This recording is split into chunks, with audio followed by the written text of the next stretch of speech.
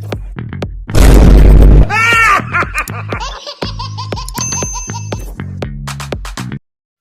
ce ya damfare ka, to amma ya aka yi damfare ka, kuma nawa ya damfare ka?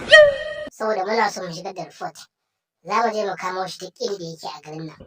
Wato yallaɓai da farko dai damfara ta yayi.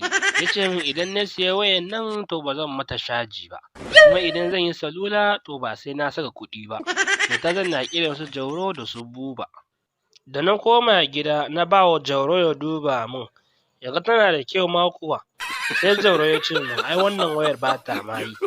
Kuma ba ta da bashiri ma. Kai, amma wannan ya cika tantiri. Amma mai sunan shi kuma a ina yake? Zan tura mata folisa kamar guda 10 a ji a raɗo wannan criminal ɗin. Domin barin su a cikin mutane babban hatsari ne. Irinsu za su iya sire Nijeriya in har suka samu shugabanci. To, ni dai na ji ana ce mishi Abale kuma a layin tudun Ghana yake. Amma yallaɓai idan za a je a kamo shi to ni ma zan bi ku. Ina so a ɗana ni a mota mai jiniya. Don in na koma gida in ba wasu Jauro labari ni ma na hau mota mai jiniya a birni. Kai ɗan Fulani, nan ba wajen wasa ba ne. Ka mai da hankalinka waje ɗaya, ka san me kake yi. To yallaɓai a yi haƙuri, ba mu shani ba shi ya sa. Kofar Audu kai, kana ina ne? Yesa, sai oga. Kana ji Kofar Audu, ina so ka haɗa bataliyan 'yan sanda.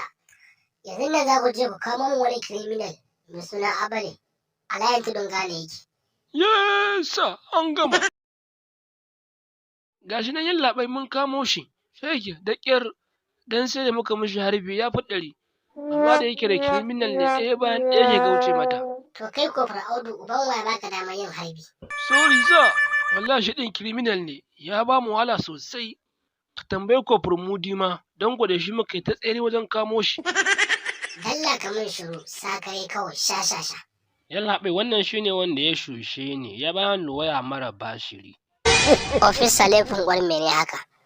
Da har za a tura motar 'yan sanda guda 20. Ba dai cewa zai ni ne wanda ya saci kajin nan ba. Don kwanaki ma kamun sharrin satar koyin kaza. Yauwa, wallahi sai na tuno ma, ashe an kama report ɗin satar wasu kaji. Ina gama duk yadda aka yi ke ne ɓarawa. Sannan ma, ina kuɗin da kadan fari ɗan Fulani, ka ba shi double ɗin waya a matsayin mai kyau. A'a, ba wannan maganas, waya ce mai kyau na siyar mai. Ya duba, ya shafa, ya ji, ya latsa, ya ji lalle ta mai, ta kwanta mai, ta shiga mai cikin ransa.